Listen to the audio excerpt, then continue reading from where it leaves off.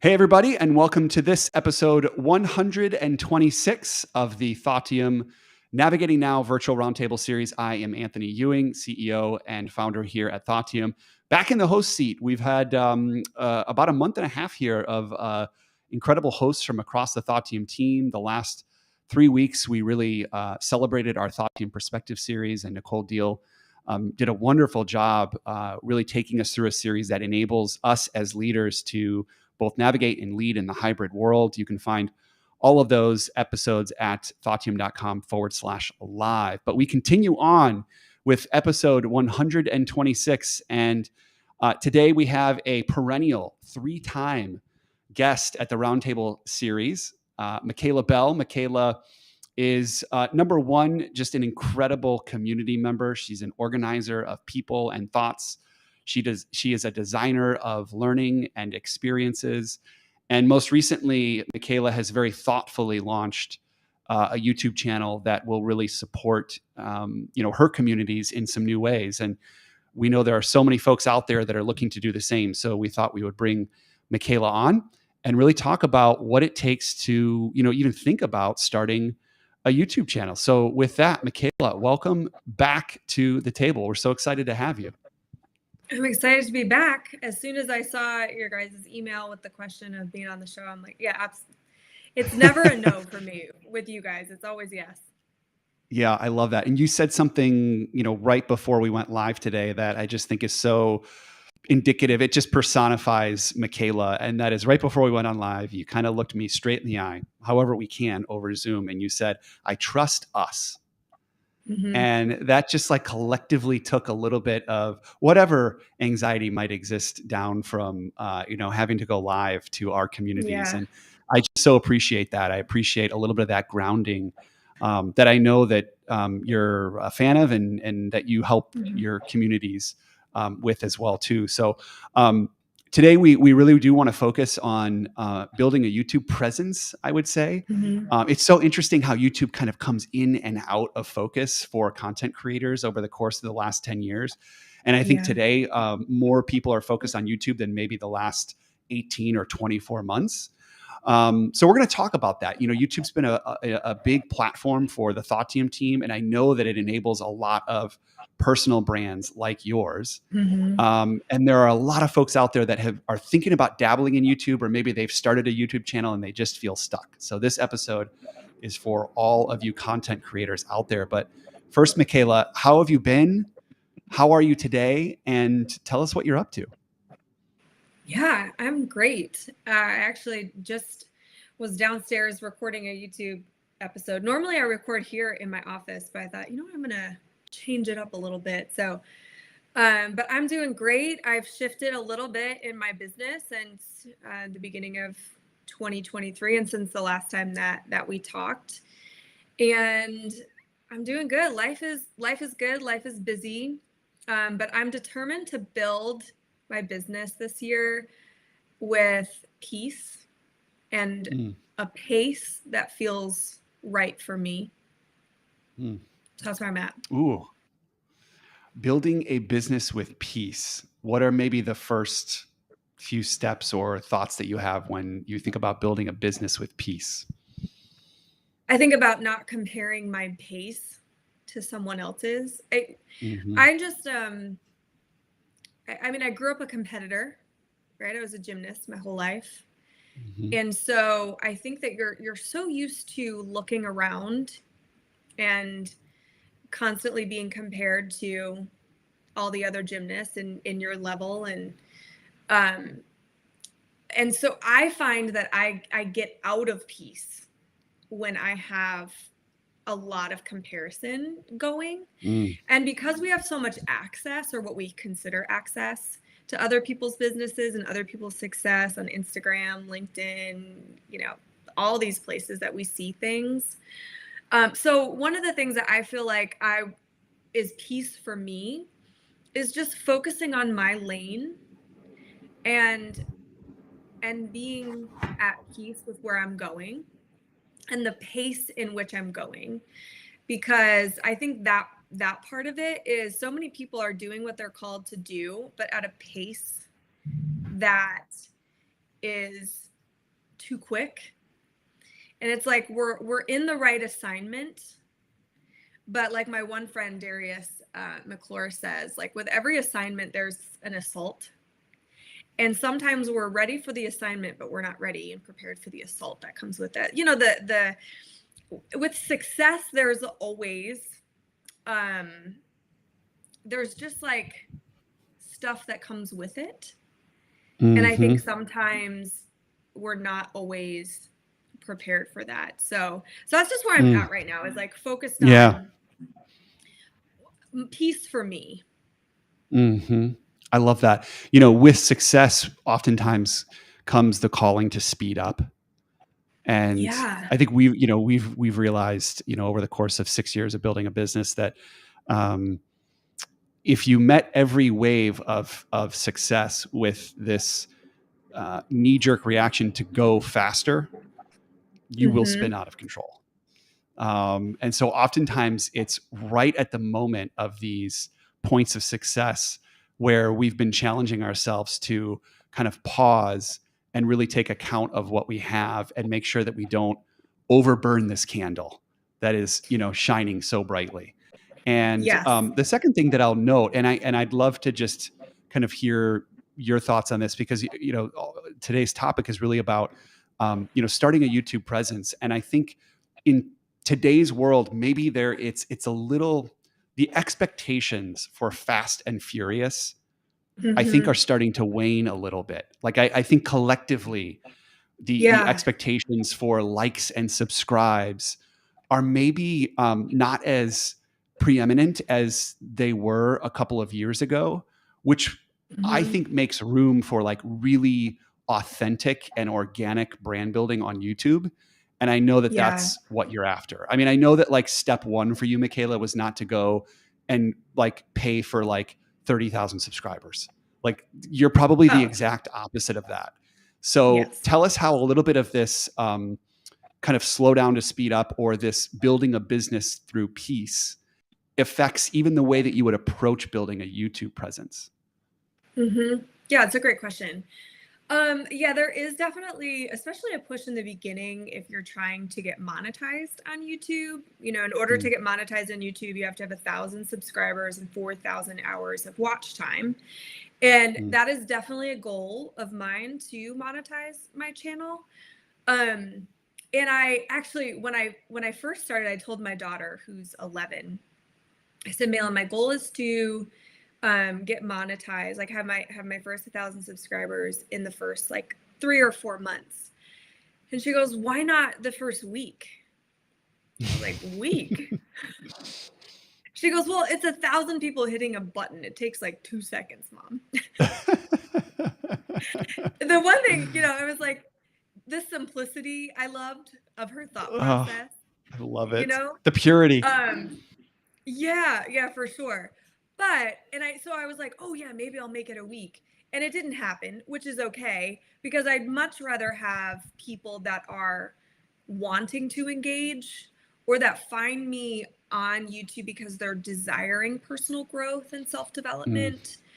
So I'd rather have 1,000 engaged subscribers than just, you know, my Aunt Sally in San Diego who's 96. You know what I'm saying? So sure.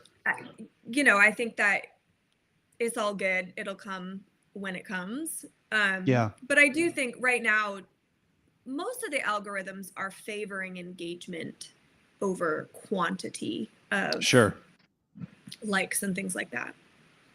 Which is a shift, I think, from maybe, you know, the way that some of the biggest YouTube channels grew in their first, you know, 2 to 3 years. It was all about reach and frequency, and I think engagement is key. And as well, you think about how much content is out there, and the fact that, you know, every small business and for sure solopreneurs need to have a social media presence, if not really should have a YouTube channel. I mean, you know, the great Gary Vaynerchuk, who, you know, was his kind of methodology and philosophy of kind of documenting the process really inspired me to start a YouTube channel very early on, like day one of starting my independent practice.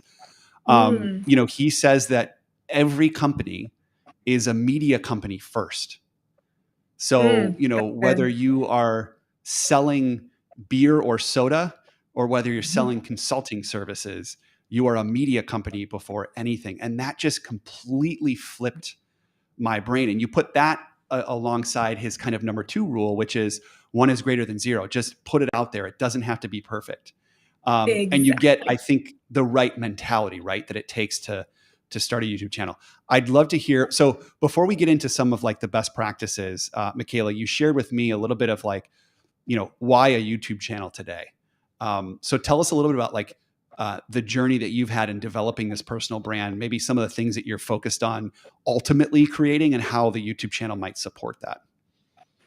Yeah. So, I mean, a hot moment here, humble, open, and transparent. I started this all started because I'm writing a book. And when I first started writing the book and started talking to my friends who are authors, I have quite a few friends too in the publishing world, and talking to literary agents. So many people said, love the book, it's going to do great, but nobody will pick you up because you don't have a big enough following yet. And so many people were like, you need to build a following, you need to build a following. That feels so inauthentic to me, to just like desire to have 40,000 followers. So my thought process was, what do I like to do? What's unique about me? And I love to teach, and I love to nurture, and I like to create spaces and environments where people feel safe enough to learn.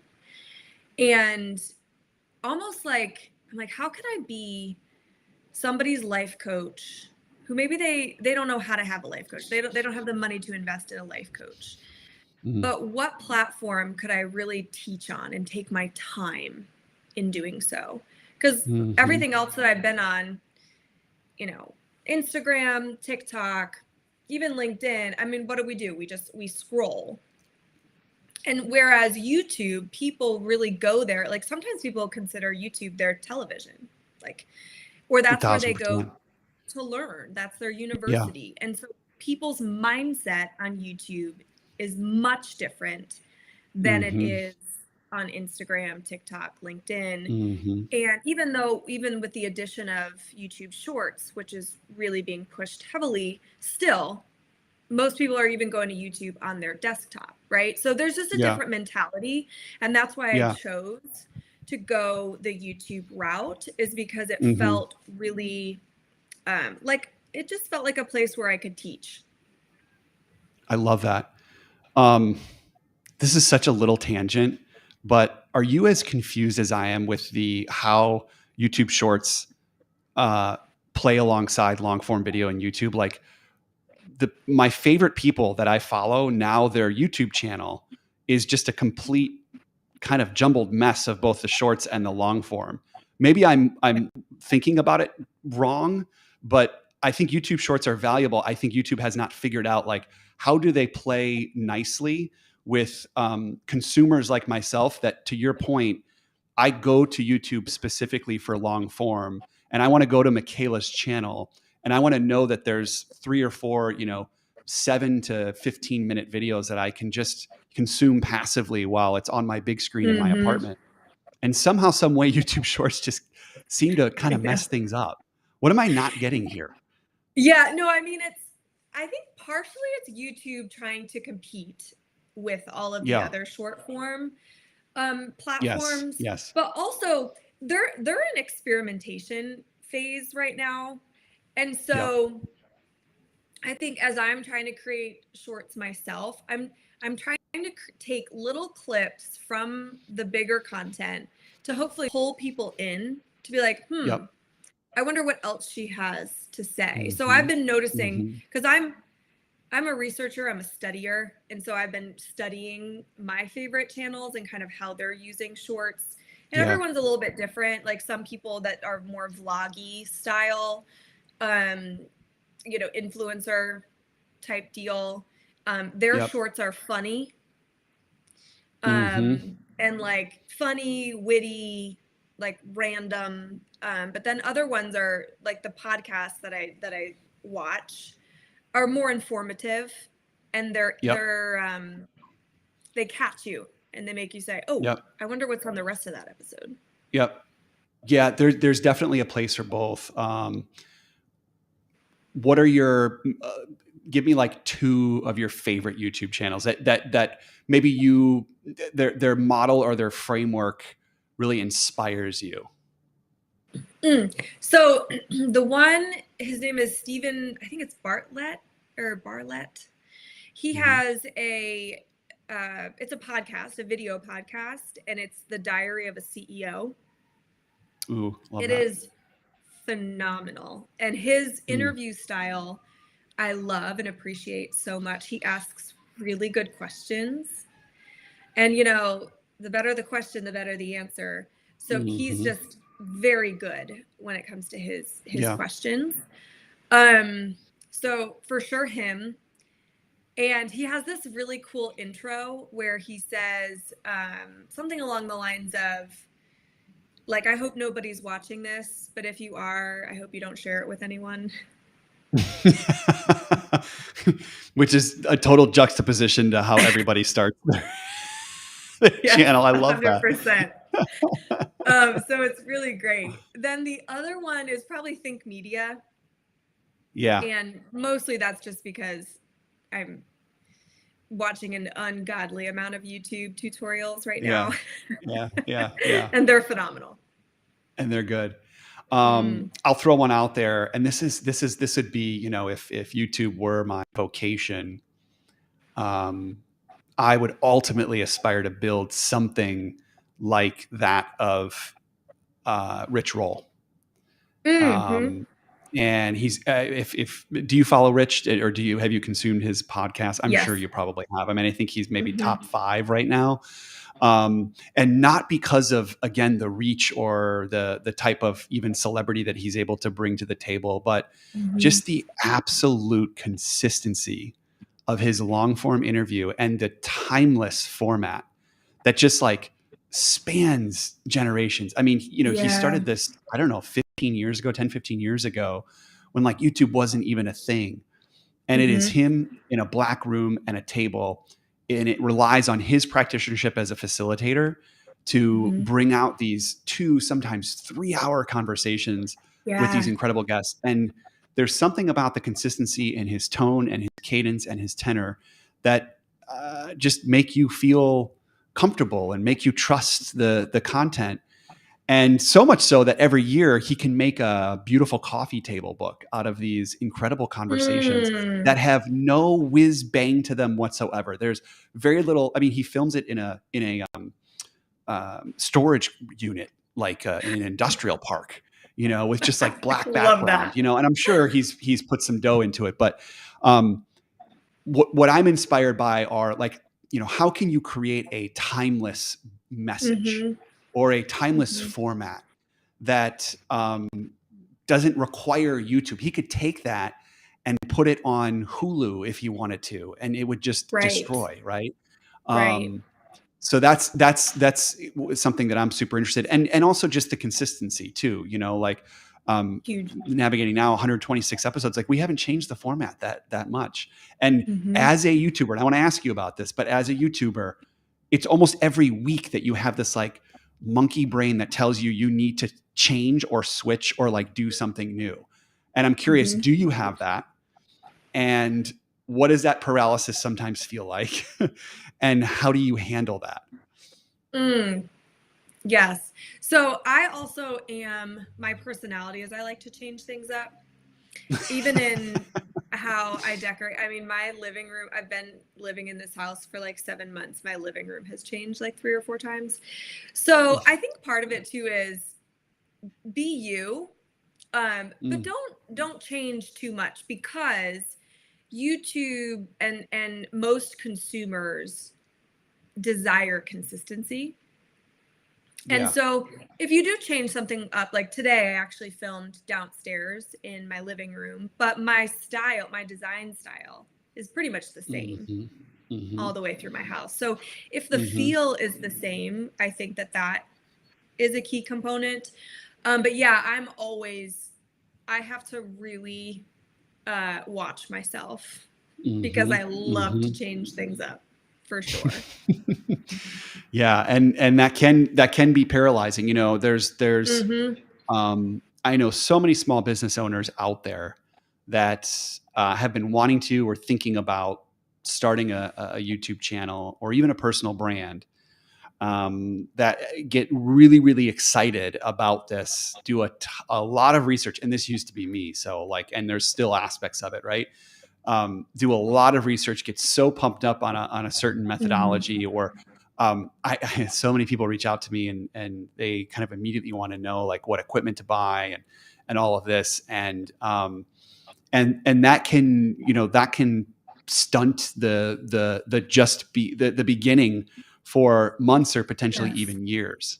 So I Yes. know, Michaela, you'd agree, like maybe 1A advice would be to just start. And tell us a little bit about, how you started in, let's call it like content creation. Because I know YouTube is kind of the next step in your journey, but like you've had a really solid presence in content creation. And like, what were some of those starting points where you just decided to push yourself forward?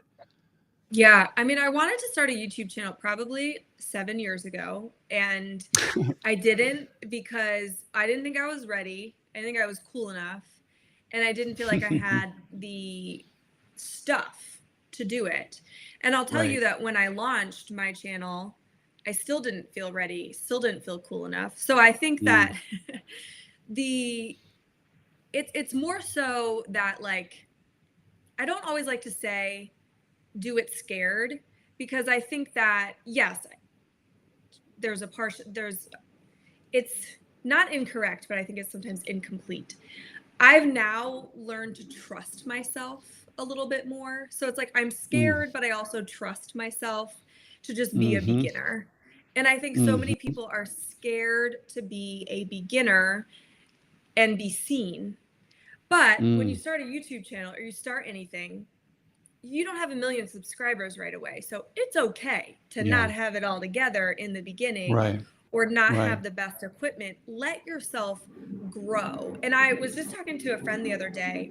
You know how we as people, like, one of my best friends was in Florida Georgia Line. They recently split up, but Mm. I remember going to their shows when a couple hundred people were there. And the last show that Mm. I went to of theirs, Florida Georgia Line is a country music Huge. band. Oh, I get it. Yeah. Okay, yeah. And the last one that I went to was like an arena, right? But I love that I got to see their journey. I love that I got to go to their shows when there was nobody there. People Mm-hmm. like to be a part of your beginning, and I think we forget that sometimes. Like we just Mm-hmm. want to be in the sold out arena, but that's just Mm. not the way it goes. So allow people to have a journey with you. Allow people to Yeah. be the person that says, I remember when they just were Yeah. doing Instagram lives and now they Yep. have this, that, and the other thing. So allow yourself to be a beginner and let yourself enjoy the journey. Nowadays, your phone has a phenomenal camera. I would say the biggest thing is audio. Yeah. Um, For sure. people will definitely turn off if the audio is really bad. Yep. So even, I mean, I have a nice camera, but I didn't start there. Right. So and mics nowadays are not even that expensive. No, they're not. Yeah, I would agree. I think one of the things you said that really resonates is think about the community that you want to build, and use that as an opportunity to kind of revel in the small community that you have. Yeah, I think absolutely. that, you know, when you get to that place where you're so passionate about investing in your small community, no matter what is going on around you, no matter how many likes and subscribes other people or businesses are getting, you start to realize that you could spend the rest of your career pouring into your small community. We call it here our 6 block radius. And for Yeah, us, love I that. think COVID really created that lens for Yep. us. As the world Mm-hmm. got smaller, we looked around and said, "Gosh, we have such a wonderful community. We have such great clients. We have incredible people that we're passionate about."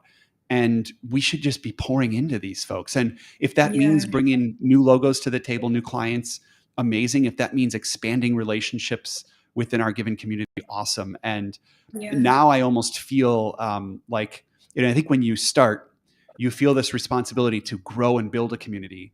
And I'm at a point maybe in my life and my career where I feel almost overwhelmed with how much I could do with our small community. And Mm-hmm. that's a really cool inflection point, in your career and life, and in building a brand as well too. Absolutely. I just said that when I was recording an episode. Even as you get older, I think that's part of your growth. Sometimes is realizing that it's not all about the numbers. It's more about the quality. And Yeah. even with my friend group, right? The older that I get, the more picky I am about who gets my ear, right? Or like who's in the car with me.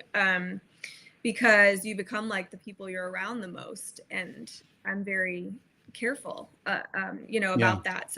So yeah, it's not so much about the numbers for sure. Yeah.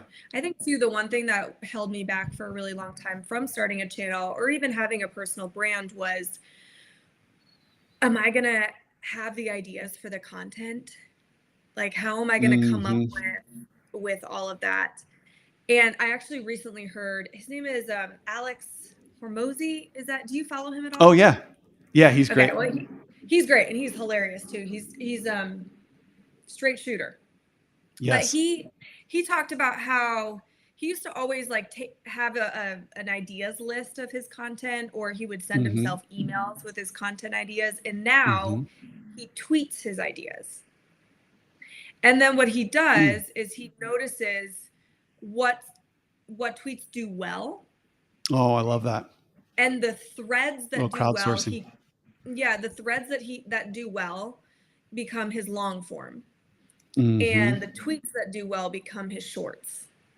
And so even if you don't necessarily have go back to wherever you post content and look, what did well? Yeah. And before you know it, you'll have quite a list of content ideas. Yep. I love that. I think obviously listening to your community, understanding kind of what the needs are. I think another interesting tip as well too is as you think about building a library of content, think of it not just as like how well it does initially, but think about leveraging it as almost like a content library that you can use in reference, particularly those folks that are thinking about starting a coaching practice or some sort of client services. So much of the YouTube content that we create, there's really two unique kind of characteristics to our YouTube content. One, it's live. We go live every Thursday, and going live challenges us to create a piece of 30 to 40 minute content every week, no matter what. And then the second piece is what we're trying to reverse engineer is a content or a library of content that we can use to refer potential clients, new clients to aspects of our business and our work that that we focus on. And so we don't necessarily focus on how many folks are joining us live. We focus then on content that we can extract from these sessions to be able to send to clients to say, hey, here's what it's like to work with us. Here's some of the conversations that we're having, or even why don't you join us at the table? And that's been wonderful as well too. So I want to talk a little bit about like the format that you are that you're kind of launching this channel with, because I saw a couple of your first few episodes and I think they're so unique. They have a little bit, they always open with like a little bit of humility, which I just think is so incredible. So many people open with, the kind of like canned open about like where you can subscribe and like and all this stuff. But like there's always a little bit of fun, and there's also definitely teaching moments, which comes from your passion for teaching. So tell us about like kind of the format that you're thinking about with this channel. Yeah, well, just like I would encourage anyone who's thinking about starting a YouTube channel, or even when I'm working with my clients on helping, like coaching them through their own content development strategies, is like, how can you be the most authentic version of yourself? Because for me, the style of how I film my YouTube is actually very similar to my courses. And it started accidentally. When I filmed my one course, The Savvy Single, I was talking about vulnerable topics, and I was asking the women that were going to be part of this course to be vulnerable, to like be open, and to not take yourself too seriously, but also cry when you need to cry or laugh when you need to laugh. Like, just like let it all out. And so when I was filming The Savvy Single, I told the guy who was editing everything, I said, leave in my mistakes and have a little fun with them too. If you want to do something funky with the editing, like have fun with that, and don't overly edit out my mistakes, because if I'm going to ask someone to be vulnerable, I need to lead with that first. Yeah. And so that kind of became almost my style in this as well. So, you know, I just like, I leave in a lot of my mistakes. I kind of make light of them a bit. I don't overly edit myself, and I'm just me. Yeah. And tell us some of the topics that you're talking about, because I also understand like you have a little bit of like a hybrid approach. It's not just you're not just in a single lane. Yeah. And that too is very much so me. Like, I am a multi-passionate person. And so I'm, you know, and when everyone was saying like niche down as tiny as possible, I felt like I was in a box, and I'm like, just get me out of here. Now, there is power in a niche, for like, absolutely, for sure. But so I love neuroscience, and I love like being a nerd a little bit. I, for fun, read neuroscience research papers, like literally for fun. It's very odd, but I love it. So I like to bring in a little bit of science to the personal development side of things, because I love learning about like what's logical. So it's like, oh, that sounds really cool and that rhymes, but is there any science behind it? So I like to kind of mix in personal development with a little bit of science, and then also just life. So even some of my new episodes that are coming out they're not vlogs by any means, but they do have more little shots of me, you know, walking my dog who's the size of me, or, you know, little things, moments with Malin, and things along those lines. So the content is quite a mix, but at the core of it is definitely self-development, self-improvement, with a little bit of neuroscience in there. I love that. Yeah. And I think for folks who, you know, follow you and know that they're going to get a little bit of that variety, right? So again, for you to go like super niche again would be maybe off brand, and maybe not as valuable. You know, you think about people that you want just a nice, consistent message from, people that I tune into on a week by week basis. Like, you want a little bit of that variety. You want a little bit of that like new tone every once in a while to kind of keep you engaged. And I just know that, Michaela, you're going to be successful in whatever you do. And I also think that the fact that you have this self-awareness, or this awareness of your affinity for variety and affinity for change, and the fact that it's not something that you hide or, you know, try to fit into like a certain box, is what makes you truly you. So as you evolve, so does things like, you know, your personal brand and your YouTube channel. And we are here for it all, for sure. Thank you. I really appreciate that. I think more than anything, being the human that you are, and not trying to like close off the parts of you that make you you. And I think I spent a lot of my life trying to fit in a box that made everybody else comfortable, or was what I thought I was supposed to do. And as soon as I started to like slowly branch out and build my confidence and get to know myself a little bit better too, And I think that's part of it. A lot of people don't really even know who they are totally. And so Mm-hmm. I encourage you to kind of explore that and not be afraid of trying new things and trying new hobbies or just Yeah. exploring this world. Yeah. We get one life. That's Yes. it. One life. Absolutely. And maybe we'll take this full circle. I mean, the way that you and I connected was through exploration. Yeah. I had decided on a whim to kind of drop everything and come out and support one of our mutual friends, Christina Glickman, who was giving a TED talk, and I had never met her face to face, but I was just like super into the message that she was carrying, and Mm-hmm. and that's how you and I connected. So this idea of trying and exploring is not just what builds great YouTube channels, but what builds good community as well. Absolutely. Yeah. And Yeah. truly YouTube, I think, is going to be huge this year.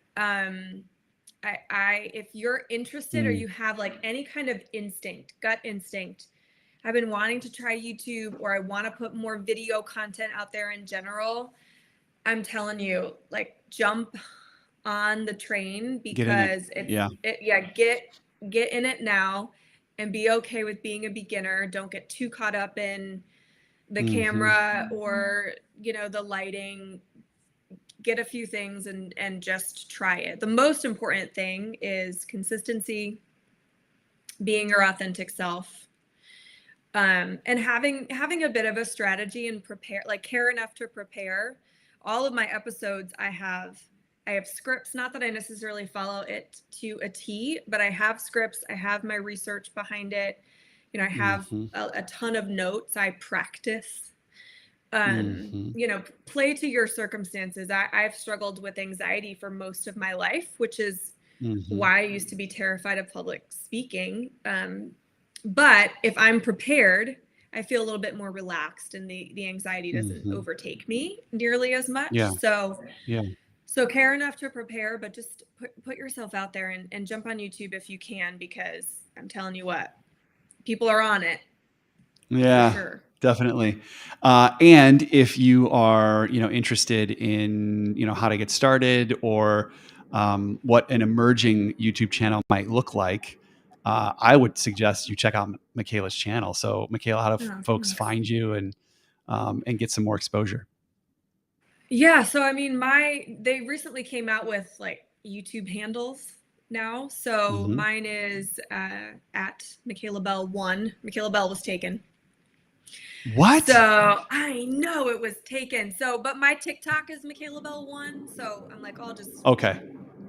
stick with that. But yeah, or you can just look Michaela Belle on, just if you do it on the search Search it. engine. Yep. If you like personal development and you like a little bit of science with some humor in there, you might like the channel. I love that. I love that.